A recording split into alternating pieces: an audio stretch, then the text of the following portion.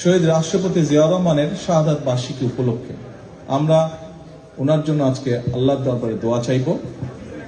আমরা আজকের এই দিনটিকে উপলক্ষ করে শুধু শহীদ রাষ্ট্রপতি জিয়া রহমানই নয়, শহীদ রাষ্ট্রপতি জিয়া রহমান যেমন বাংলাদেশে বহুদলীয় গণতন্ত্র প্রতিষ্ঠিত করেছিলেন, ঠিক একইভাবে পরবর্তীতে বিভিন্ন সময় বিভিন্ন ষড়যন্ত্রের কারণে বাংলাদেশের গণতন্ত্রের গতিকে প্রতিরোধ করা হয়েছে।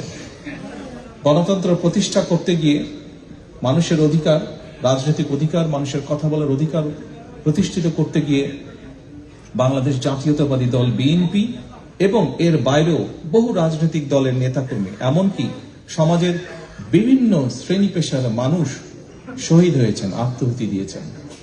বহু হাজারো লক্ষ মানুষ বিভিন্নভাবে ক্ষতিগ্রস্ত হয়েছেন, পঙ্গুত্ব বরণ করেছেন। বিশেষ করে বেশি দিন আগের ঘটনা, 1 বছরও হয়নি, বেশি দিন আগের ঘটনা নয়।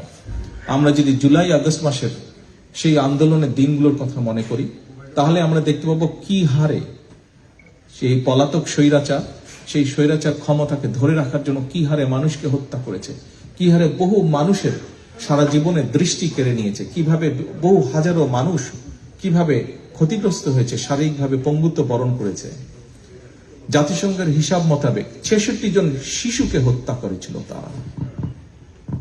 প্রিয় উপস্থিতিবৃন্দ, উপস্থিত সম্মানিত ওলামা মাশায়েখবৃন্দ, একটু পরে আমরা দোয়ার জন্য আল্লাহর দরবারে হাত তুলব।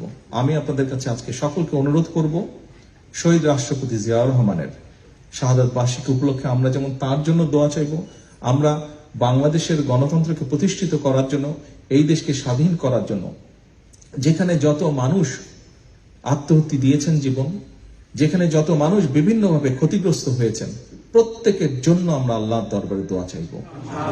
এখানে আমরা বহু মানুষ উপস্থিত আছি যাদের আপনজন, বিভিন্ন জন আপনজনকে আমরা হারিয়েছি, বিভিন্ন জন হারিয়েছে আপনজনকে, যারা এই মুহূর্তে আমাদের সাথে নেই, এই দুনিয়াতে নেই।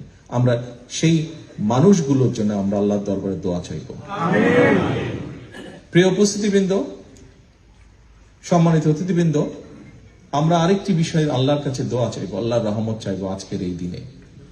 যে মানুষগুলো গণতন্ত্রকে, মানুষের অধিকারকে প্রতিষ্ঠিত করার জন্য তাদের জীবনকে আত্মহত্যা দিয়েছেন, আমরা যাতে তাদের সেই আকাঙ্ক্ষাকে পূরণ করতে পারি।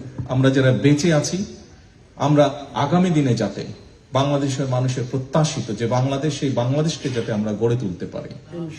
যে মানুষগুলো আমাদেরকে ছেড়ে চলে গিয়েছেন, তাদের প্রত্যাশা অনুযায়ী যাতে বাংলাদেশকে গড়ে তুলতে পারি, সেই রহমত যাতে আল্লাহ আমাদেরকে দেন, আমরা আল্লাহর দরবারে হাত তুলে সেই দোয়া। আবারও আমি সকলকে এখানে উপস্থিত হওয়ার জন্য, শহীদ রাষ্ট্রপতি জিয়া রহমানকে তার সন্তান হিসেবে আজকে এখানে উপস্থিত হয়ে তার সন্তান হিসেবে আপনাদের সকলকে ধন্যবাদ জানাতে চাই, তার জন্য দোয়া করার জন্য। একই সাথে সকলে যাদের দোয়া প্রাপ্য, প্রত্যেকের জন্য দোয়া করার জন্য আপনারা এখানে একত্রিত হয়েছেন, কষ্ট করে এসেছেন, তার জন্য আপনাদের সকলকে আবার ধন্যবাদ জানিয়ে আমার বক্তব্য শেষ করছি। আল্লাহ হাফেজ।